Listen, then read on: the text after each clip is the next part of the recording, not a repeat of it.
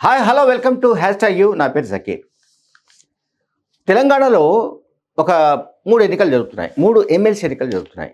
శాసన మండలికి 3 సభ్యుల ఎన్నికకు సంబంధించిన ఎన్నికలు జరుగుతున్నాయి.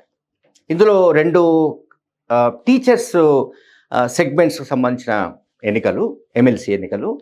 ఒకటి గ్రాడ్యుయేట్ ఎమ్మెల్సీ అంటాం మనం. గ్రాడ్యుయేట్స్ ఎన్నుకునే ఒక ఎమ్మెల్సీ. ఈ 3 ఎన్నికలు కూడా ఉత్తర తెలంగాణ కేంద్రంగా జరుగుతున్నాయి. కరీంనగర్, నిజామాబాద్, ఆదిలాబాద్, మెదక్ ఈ జిల్లాల పరిధిలో ఓటర్లు ఈ 3 సెలెక్ట్ చేసుకోవాల్సి ఉంది. అయితే ప్రజల్లో కాంగ్రెస్ ప్రభుత్వం పట్ల భయంకరమైన వ్యతిరేకత ఉంది. ముఖ్యమంత్రి రేవంత్ రెడ్డి సెక్యూరిటీ లేకుండా వెళితే ప్రజలే పట్టుకొని తంతారు, రైతులే పట్టుకొని తంతారు అంటూ కేటీఆర్ మాట్లాడుతూ వస్తున్నాడు.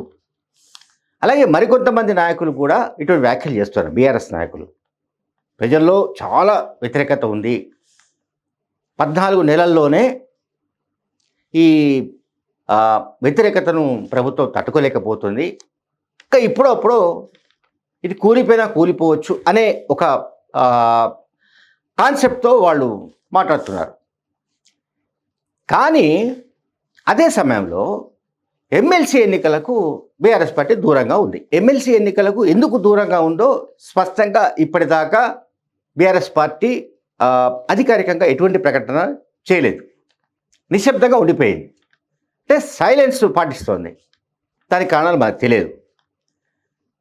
కానీ మనం అర్థం చేసుకోవాల్సి ఏంటంటే ఇక్కడ బీఆర్ఎస్ పార్టీ రంగంలో లేని కారణంగా, అధికారికంగా రంగంలో లేని కారణంగా ఇప్పుడు ఈ 3 ఎమ్మెల్సీ పదవులకు జరుగుతున్న ఎన్నికలు కాంగ్రెస్ వర్సెస్ బీజేపీ అనే పద్ధతిలో జరుగుతున్నాయి.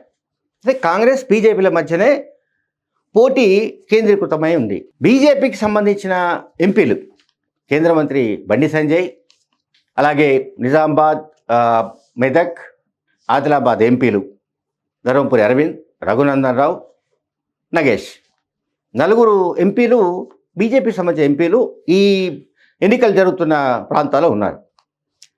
అలాగే బీజేపీకి చెందిన 8 మంది ఎమ్మెల్యేలలో 7 ఎమ్మెల్యేలు కూడా ఈ పర్టికులర్ సెగ్మెంట్స్లోనే ఉన్నారు.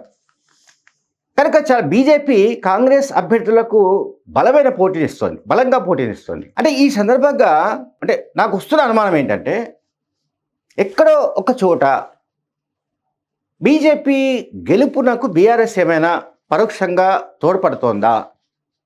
ఎందుకంటే బీఆర్ఎస్ రంగంలో లేదనుకుందాం, రంగంలో లేదు. ఇప్పుడు బీఆర్ఎస్ రంగంలో లేనప్పుడు ఈ 2 పార్టీల మధ్యనే ఫైట్ ఉంటుందని బీఆర్ఎస్కు తెలుసు.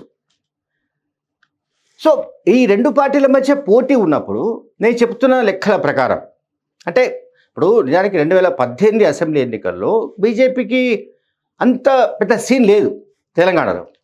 బట్ ఇప్పుడు 2023లో అంటే గత డిసెంబర్లో జరిగిన ఎన్నికల్లో, అంటే 2023 డిసెంబర్లో జరిగిన ఎన్నికల్లో బీజేపీ ఓట్ షేర్ పెరిగింది. ఇది మనం గ్రహించాలి. ఇది బీఆర్ఎస్ కూడా తెలుసు, కాంగ్రెస్కు కూడా తెలుసు. సో బీజేపీ ఓట్ షేర్ రూరల్లో కూడా పెరిగిన కారణంగా ఇవాళ బీజేపీ మరింత పుంజుకునే అవకాశాలు ఉన్నాయి.